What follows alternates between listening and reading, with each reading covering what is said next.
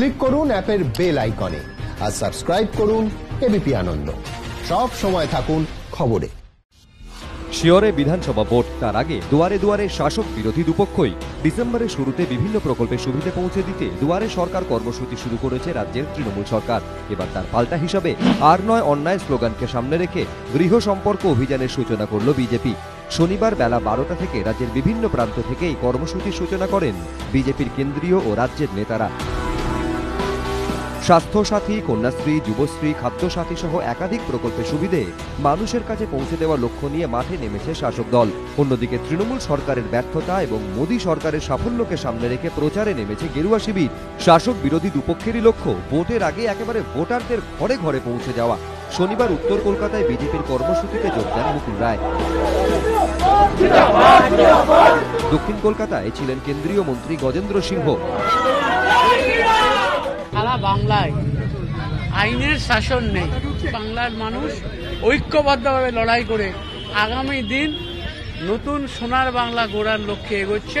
অন্যায় তো বিজেপি করেছে, অন্যায় তো প্রধানমন্ত্রী করছে, অন্যায় তো অমিত শাহ করছে, অন্যায় তো বিজেপি দল করছে।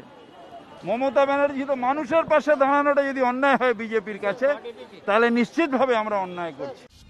এদিন বাড়ি বাড়ি গিয়ে লিফলেট বিলি করে বিজেপি। সেখানে একদিকে যেমন তৃণমূল সরকারের বিরুদ্ধে করোনা মোকাবিলায় ব্যর্থতা, প্রাণ নিয়ে রাজনীতি, দুর্নীতি, আইন শৃঙ্খলা ও নারী নিরাপত্তার অবনতি, কৃষক বিরোধিতা নিয়ে অভিযোগ করা হয়েছে।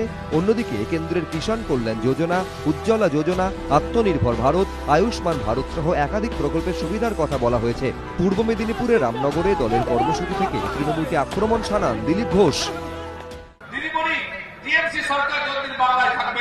না কৃষক সম্মান পাবে, সম্মান নিধি পাবে, না শ্রমিক সুযোগ পাবে, না তো গরিব মানুষের চিকিৎসা সুযোগ আসবে। এখন লোকেরা কোর্টে গেছেন, কেস করেছেন যে কেন সম্মান নিধি পাচ্ছেন না কৃষকরা। কেন্দ্রের কৃষিমন্ত্রী তারা চিঠি লিখেন যে তমুর সাহেব আপনি টাকাটা পাঠিয়ে দিন, আমি তাদেরকে দিয়ে দেবো। বন্ধুগণ, আপনারা কেউ বিশ্বাস করেন দিল্লির হাতে টাকা এলে আপনারা কেউ টাকা পাবেন? বিশ্বাস করেন? মূলত 11টা প্রকল্প যা আমাদের মাননীয় মুখ্যমন্ত্রী করেছেন, এই দুয়ারে সরকার এই প্রকল্পের মাধ্যমে মানুষ সেখানে পৌঁছাচ্ছেন। যা হচ্ছে কিছু বিরোধী নেতা আছে, বিশেষ করে বিজেপি, বিভিন্ন জায়গায় এই প্রকল্প সফলতা যাতে না আসে তার জন্য উস্কানিমূলক নানা রকম কথাবার্তাও বলছেন। লিফলেটে তৃণমূলকে কটাক্ষ করতেও ছাড়েনি বিজেপি। जिस तरीके से कोल माफियाओं को संरक्षण दिया गया बाइकों के द्वारा, यहां तक कि प्रधानमंत्री जी ने अल्फान तूफान के दौरान 1000 करोड़ रुपया जो भिजवाया था उसमें भी भ्रष्टाचार हुआ है। सरकार का 9 साल का कार्यकाल है, वो भ्रष्टाचार से भरा हुआ है, परिवारवाद से भरा हुआ है, जनता के शोषण से भरा हुआ है और तुष्टीकरण से भरा हुआ है। উল্টো দিকে এদিন চেতলা অগ্রণীর মাঠে দুয়ারে সরকার কর্মসূচিতে ছিলেন ফিরহাদ হাকিম, তৃণমূল সাংসদ মালা রায়।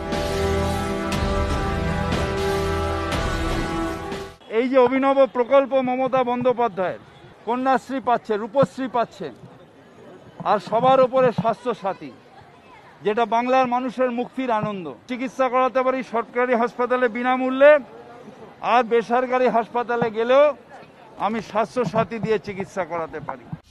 হুগলির চন্দননগরে আর নয় অন্যায় কর্মসূচি থেকে রাজ্যের বিরুদ্ধে কেন্দ্রীয় প্রকল্পকে নকল করার অভিযোগ তুলেছেন লকেট চট্টোপাধ্যায়। বাড়ি বাড়ি গিয়ে প্রচারের পর এদিন এক জুট মিল শ্রমিকের বাড়িতে মধ্যাহ্নভোজ সারেন বিজেপি সাংসদ।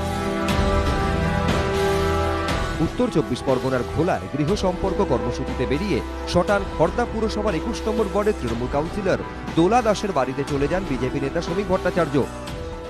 মমতা বন্দ্যোপাধ্যায়ের নেতৃত্বে যে তৃণমূল সরকার চলেছে, সেখানে গত 10 বছর তাদের কর্মকাণ্ড নিয়ে মানুষের উপরে কি কি অন্যায় হয়েছে সেটাই আর নয় অন্যায় এই কার্যক্রমের মধ্যে দিয়ে সারা পশ্চিমবঙ্গ জুড়ে আমরা প্রচার করছি। আমাদের সংগঠন ছোট হোক আর বড় হোক, আমাদের বিভিন্ন সময় আমরা মানুষের দরজায় দরজায় গিয়ে ডাইরেক্টলি মানুষকে মিট করি।